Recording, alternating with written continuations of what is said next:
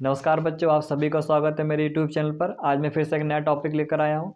ये टॉपिक होगा the female external जेनेसिलिया। ठीक है, जो फीमेल एक्सटर्नल जेनेसिलिया होती हैं उसमें क्या क्या होता है। हमने मेल एक्सटर्नल जेनेसिलिया के बारे में बात कर लिया था। मैं उम्मीद करता हूँ कि मेल एक्सटर्नल जेनेसिलिया के बारे में आपको जानकारी होगी। ठीक है, आज हम बात करेंगे द फीमेल एक्सटर्नल जेनेसिलिया। चलिए शुरू करते हैं आज का वीडियो।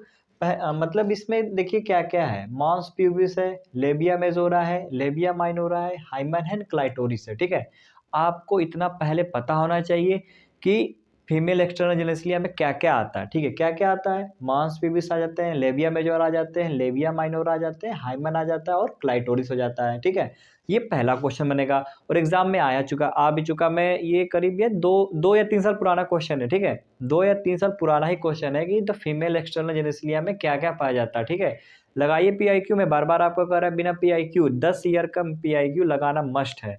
और बायोलॉजी तो 2010 से लेके और अब तक की बायोलॉजी जितने जो प्रीवियस ईयर क्वेश्चन है 2010 से लेकर अब तक के सारे एकदम कंठस्थ होने चाहिए। कंठस्थ इन द सेंस आप 1 से 2 बार प्रैक्टिस कर चुके होंगे। ठीक है, क्योंकि क्वेश्चन अगर जो कठिन होते हैं ना वो पीछे से ही आते हैं। सरल क्वेश्चन तो आप कर लोगे, कठिन क्वेश्चन ट्विस्टर क्वेश्चन का आइडिया आपको वहीं से लगेगा। ठीक है, तो इसलिए मैं कहता हूँ प्री आईक्यू बहुत ज़्यादा इंपॉर्टेंट होता है एग्जाम के लिए।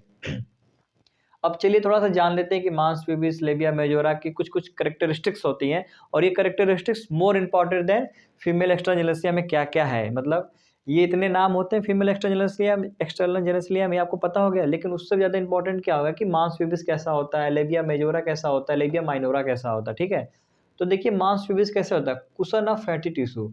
कुशन का मतलब ये हुआ कि मतलब फैटी टिश्यू के ना एक साथ कई लेयर होती हैं। ठीक है, कुशन मतलब होता है मुलायम। तो फैटी टिश्यू के ढेर सारी लेयर होती हैं। ठीक है, तो वो हो गया, क्या हो गया, कुशन ऑफ फैटी टिश्यू। तो ये हो गया मांस प्यूबिस।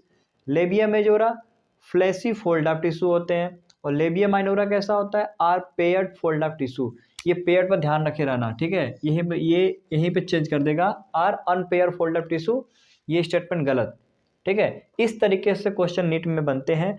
और मैं आपको एक बात बता दूं, जो पेपर बनाने वाले होते हैं ना वो हमारी आइडियोलॉजी से खेल रहे होते हैं। मतलब हमारी आइडियोलॉजी को हमारी आइडियोलॉजी को पकड़ने की कोशिश करते हैं। ठीक है, तो हमारी आइडियोलॉजी तो यही हुआ ना कि जो यहाँ पर लिखा हुआ है एनसीईआरटी में जो चीज़ें लिखी हुई हैं वो हमें याद होनी चाहिए, वो उसी चीज़ को करते हैं।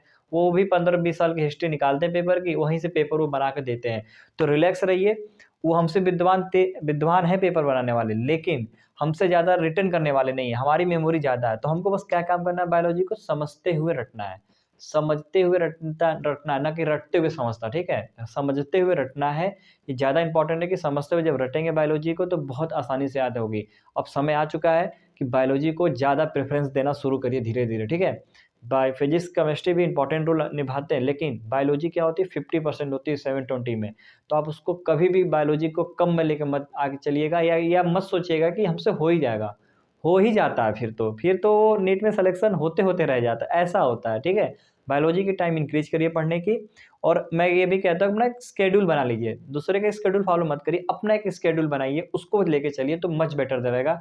मैं कोशिश करूँगा कि अगले कुछ दिनों में मैं आपको कुछ स्केड्यूल बताने की कोशिश करूँ। हालांकि फॉलो करने की ज़रूरत नहीं है, आपका अपना स्केड्यूल ही बेहतर रहता है रेदर देन कि आप किसी दूसरे का स्केड्यूल अपनाएं। ठीक है, क्योंकि सफलता अपनी होती है, दूसरे की सफलता अपनी नहीं होती। ठीक है, इसलिए अपना स्केड्यूल भी अपना रहना चाहिए।